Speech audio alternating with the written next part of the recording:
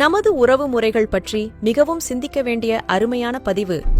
அண்ணன், தம்பி, அக்கா, தங்கை, சின்ன அண்ணன், பெரிய அண்ணன், சின்ன அக்கா, பெரிய அக்கா, சித்தப்பா, பெரியப்பா, அத்தை, மாமா, மச்சான், மச்சினி, அண்ணி, கொழுந்தனார், நாத்தனார், தாய்மாமன், சித்தப்பா பையன், சித்தப்பா பொண்ணு, பெரியப்பா பையன், பெரியப்பா பொண்ணு, அத்தை பையன், அத்தை பொண்ணு, மாமன் பொண்ணு, மாமன் பையன்.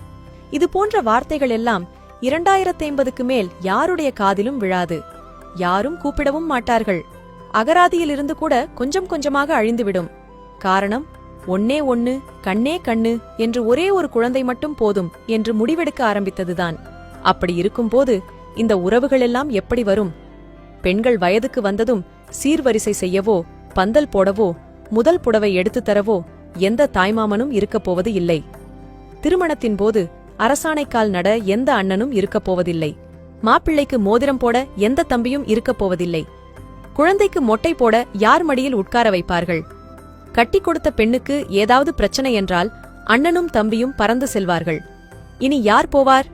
ஒவ்வொரு பெண்ணும் சொந்த பந்தம் ஏதுமின்றி ஆறுதலுக்கு ஆளின்றி தவிக்கப் போகிறார்கள். ஒவ்வொரு ஆணும் தன் கஷ்ட நஷ்டங்களில் பங்கு கொள்ள அண்ணன் தம்பி யாருமின்றி அவதிப்படப் போகிறார்கள். அப்பா அம்மாவை தவிர எந்த உறவுகளும் இருக்கப் போவதில்லை. அந்த ஒரு குழந்தையும் வெளியூருக்கோ இல்லை தனி குடித்தனமோ சென்றுவிட்டால் ஒன்னே ஒன்னு, கண்ணே கண்ணு என்று வளர்த்தவர்கள் எல்லாம் வயதான காலத்தில் ஏனென்று கேட்க நாதியற்று முதியோர் இல்லத்திலோ அல்லது அந்த ஒரு குழந்தைக்காக கட்டிய வசதியான வீட்டிலோ அனாதையாக கிடந்து சாவார்கள்.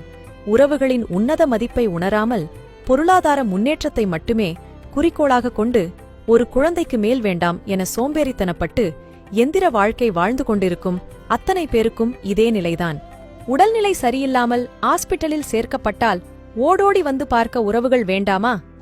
சின்ன சின்ன விஷயங்களுக்கெல்லாம் எனக்கு உனக்கு என்று சண்டை போடும் அதே குழந்தைகள்தான் வயதான காலத்தில் அப்பா அம்மாவுக்கு ஏதாவது ஒன்று என்றால் நான், நீ என்று ஓடி வருவார்கள்.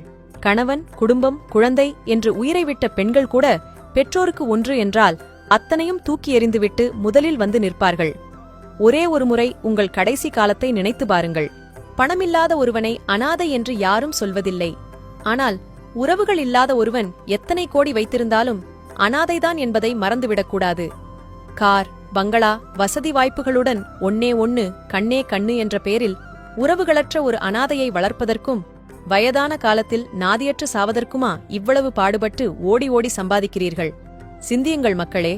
ஆணோ பெண்ணோ குறைந்தது 2 குழந்தையாவது பெற்றுக்கொள்ளுங்கள். அனைவருக்கும் பகிருங்கள். இதுபோல பயனுள்ள பதிவுகளுக்கு ஜே ஹெல்த் பக்கத்தை ஃபாலோ செய்யுங்கள். நன்றி.